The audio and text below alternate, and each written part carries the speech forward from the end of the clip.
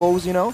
But again, they have to be the aggressors. They have to be proactive with it, and they have to go together as a team. Because one by one, that really favors Aura. Because if you look at their composition, Kabuki, single target damage. Yehezkiel, for the most part, the Astrosphere, single target damage. Aran as well. So they have a lot of ways to pick up one person. But if everyone is swarming them at the same time, especially the backline, it's a lot easier said than done. So you think it's chemistry problem from Could be. RRQ? Oof, an execution issue might be a problem as well. Right now we see the hand cam of King Gugun, or just Gugun now. Irad's trying to open up this space with the stacks. He has those big guy stacks, but look at Dawn.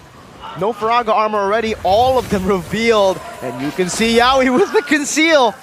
He's finally spotted, but it's already a lord taken for free by Gugun. Absolutely well played in the macro division. The slow push up top, every forced error executed very well by Aura. 10,000 gold lead for Aura right now. I feel like the only real silver lining is the fact that Skylar is one item away, and the Clint damage late game can make a big difference, but he doesn't have a Purify, and he's up against an Akai, a Paquito, and a Tigreal, right? There's so many ways that Aura can shut down RRQ if their game plan is literally just to bank on Skylar outputting damage. We'll see what happens as the Lord comes in, and Aura is managing the waves pretty well. Again, they have great siege.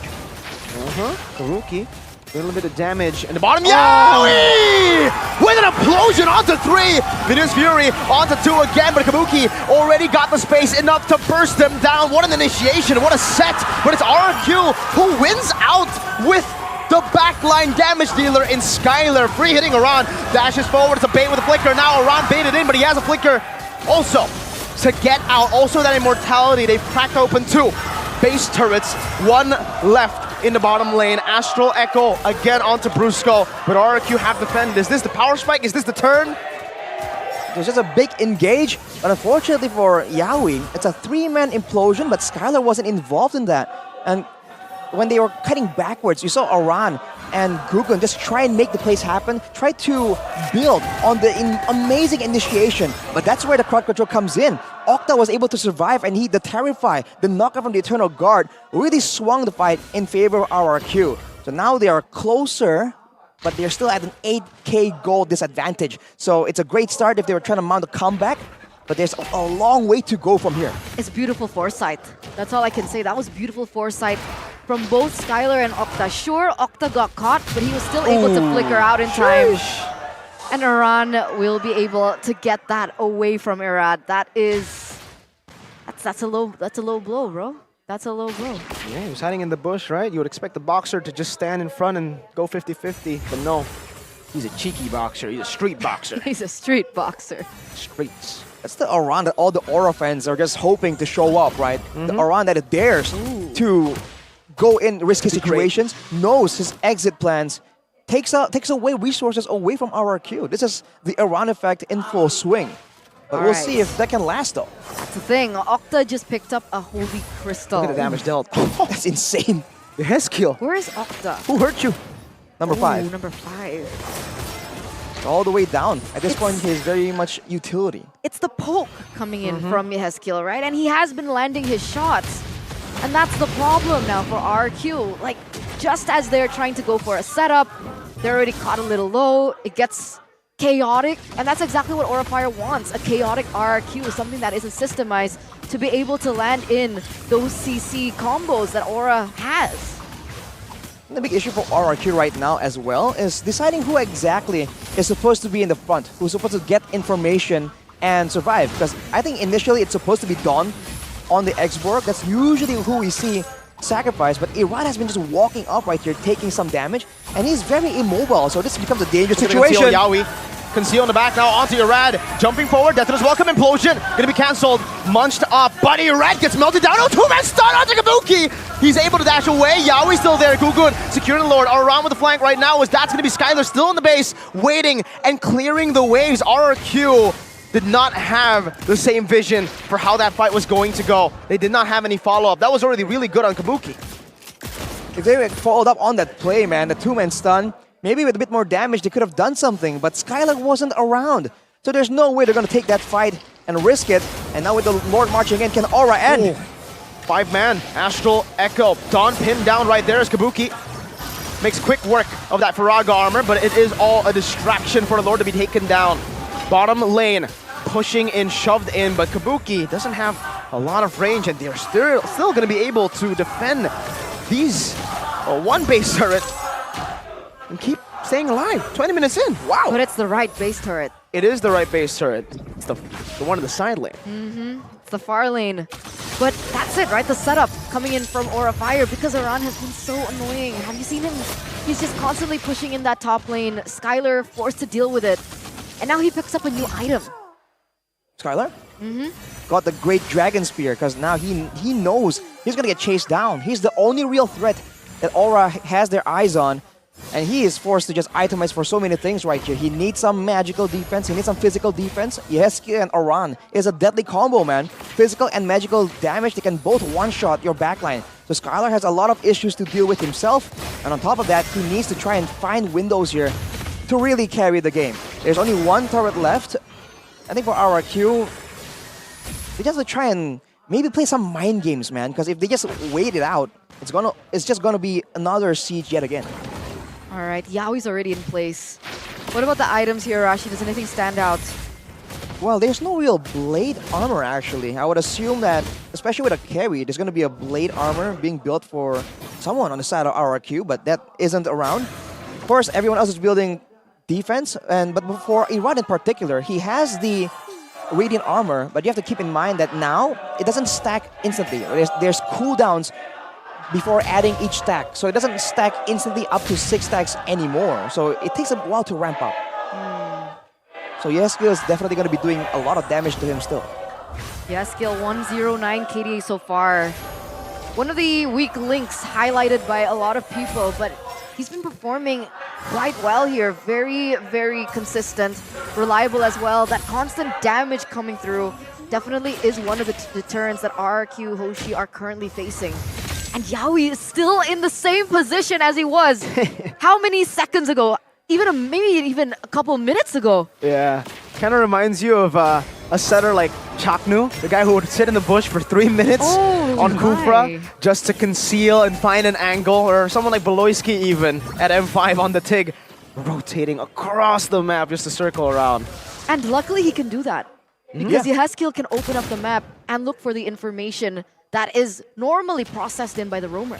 And on top of that, RRQ, even if they do catch, let's say, Aran or Gugun in the jungle, it's not like they have any meaningful catch to try and punish that, right? Everyone has very short amounts of engage. It seems like their whole plan was to just counter-engage, but Aran runs into the Minotaur. But it seems like it's going to be a free Lord, man. Yaoi with the conceal. Astral Echo already. Yaoi in the back right now. Implosion is going to be ready, but Irad pops into Detonus Welcome, so it's only just a bait. And Irad has already used the Detonus Welcome. That's it. They're going to get the free Lord because of a flank that was only a feint. The mind games. What is going on? I can see what's going on in the face of Arashi. Looks pretty disappointed, looks pretty sad that this is happening, but Aura, so far, outclassing RRQ. We'll have to see. I mean, yeah, there's not much you can say about that. At this point, with Aura having all the cards, right, all the engages, knowing when to start the fights, having all the intel coming in from Yeskill as well, RRQ are just forced to play reactive, and if they do mount a comeback, it's gonna be built on the back of a mistake from Aura. I feel like at this point, that's the only way to put it, because it's not like Brusco is about to do a random Minu and Fury Flicker combo. It's a 4-man, 5-man actually. Dawn losing all of the Faraga armor. Gugun in the front right now. Kabuki. Once Irad just gets deleted, Gugun, winner Truncheon. And Immortality buys it. Minus Fury on 2-3. Earlier, Irad's still going to be deleted off of the Land of Dawn. Gugun still has it. Aran jumps in with a nature. Now, oh no, he shoves him back away from the Astral Spear. That should have connected. The winner Truncheon being bought left and right. That's going to be Aran still surviving in the side of Skylar. Looks for the last hit. Finds it. Yaoi loses his life. And Aura once again cannot finish in this game. 25 minutes in. RRQ, no base turrets. But with a breath of life, Skylar gets shot. An Astral Meteor now.